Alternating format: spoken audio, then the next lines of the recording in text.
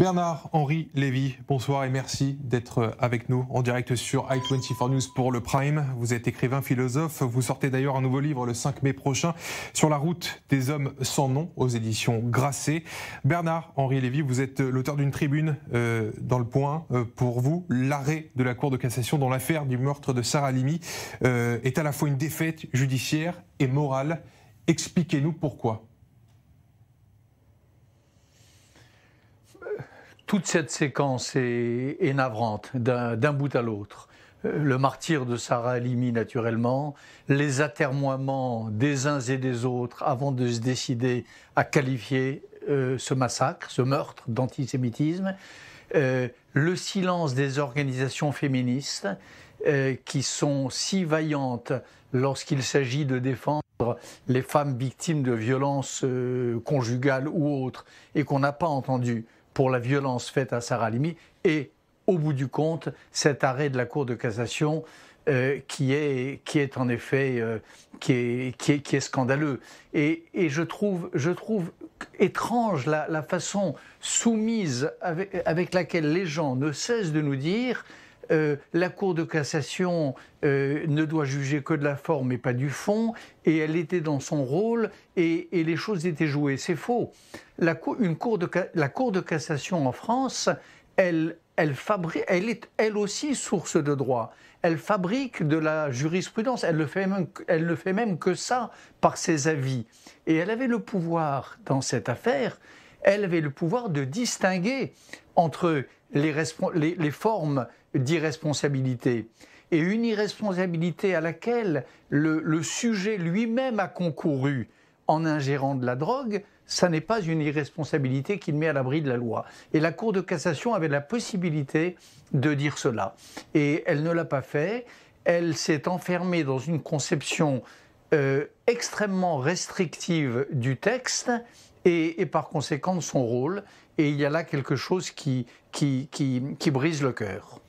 Le fait qu'Emmanuel Macron demande lui-même de changer la loi, c'est bien la preuve qu'il y a une faille dans le système et que c'est une problématique nationale et pas seulement limitée à la communauté juive comme certains le pensent.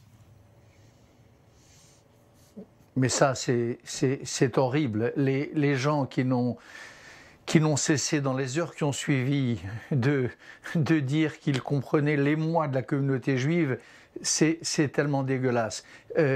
L'affront, l'offense, elle a été faite à la communauté nationale tout entière en France. Et heureusement, je connais tant de Français qui se sont sentis outragés par ce meurtre, bien sûr, et qui se sentent aujourd'hui outragés par ce déni de justice, par ce deuil impossible. Donc ça déjà, ceux qui ont dit cela, j'espère qu'ils s'en repentiront et qu'ils s'en repentissent déjà.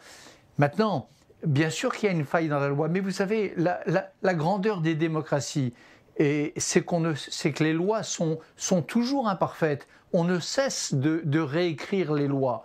Là encore, c'est tellement étrange la façon qu'ont eu un certain nombre de commentateurs de présenter comme une fatalité le fait que la loi interdise de juger un acte comme celui-là. Ben non, il y a aujourd'hui des sénatrices, il y a des députés et il y a un président de la République qui ressentent l'urgence de remettre la loi sur le métier. Et moi, ma modeste proposition, c'est que si cette loi est réécrite ou écrite, eh bien, je souhaite que cette loi s'appelle loi Sarah Halimi.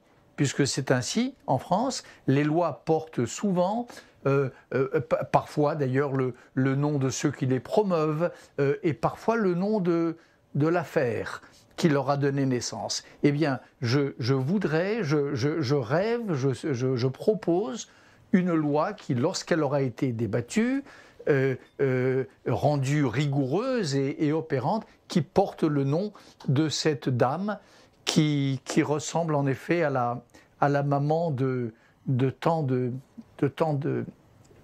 Français. Ce serait dans une moindre mesure, évidemment, une manière de lui rendre un peu justice ?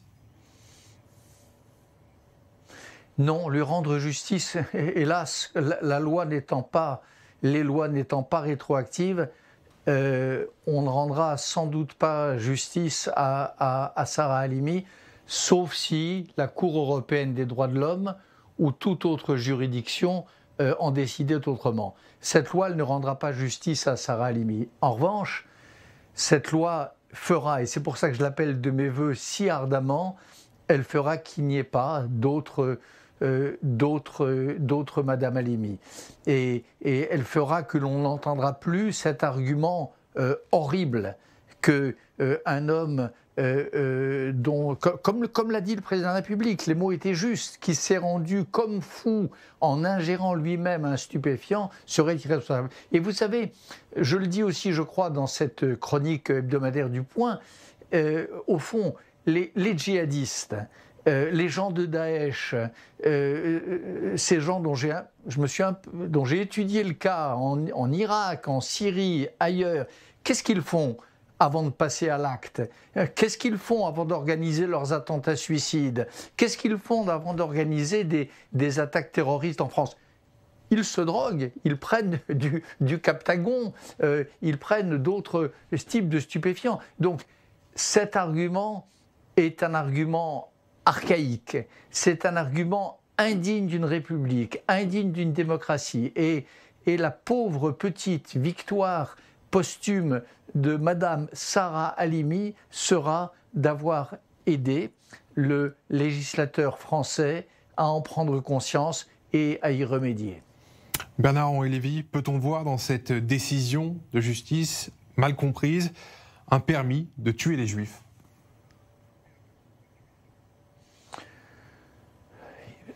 Je ne veux pas dire les choses ainsi, ce serait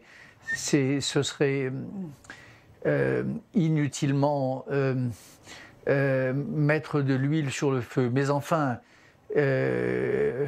si la jurisprudence devait être celle-là, oui, mais ça ne sera pas le cas puisqu'il y aura une loi. Il y aura une loi, vous verrez. Il y aura une majorité de parlementaires en France pour écrire cette loi, pour la voter et pour la nommer du nom de Sarah Halimi. Donc, je préfère voir les choses ainsi. Et grâce au ciel, il y a bien sûr un antisémitisme fort en France, mais grâce au ciel, les institutions tiennent. Le président de la République, une majorité des parlementaires. Il y a une bataille en France. J'entendais ce reportage aux États-Unis et je suis heureux que nos amis américains s'inquiètent et se mobilisent ainsi. Mais les choses, heureusement, n'en sont pas toujours au point où ils le disent. C'est-à-dire qu'il y a une bataille en France autour de l'antisémitisme, autour de ces processus de légitimation. Il y a une bataille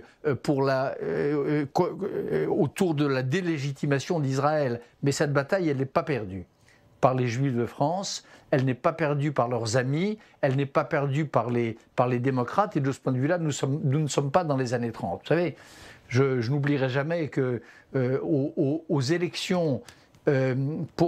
à l'élection pour le président du Parlement de 1936, il y avait un candidat qui a perdu, mais qui a eu quand même un très grand nombre de voix, qui a perdu de justesse, et qui s'appelait Darquier de Pellepoix. Nous ne sommes pas là. Aujourd'hui, il y a des antisémites à la France insoumise, il y a des antisémites au Front National, il y a des torrents d'antisémitisme sur les réseaux sociaux, mais enfin... Les grandes institutions de la République, à ce jour, tiennent, grâce au travail des uns et des autres peut-être, et grâce à la mémoire républicaine française qui pour l'instant tient. Merci infiniment Bernard-Henri Lévy d'avoir répondu à nos questions. Merci à I24. Sur i24 News depuis Paris. Je rappelle que vous sortez un livre le 5 mai prochain, Sur la route des hommes sans nom, aux éditions Grasset. Merci Bernard-Henri Lévy.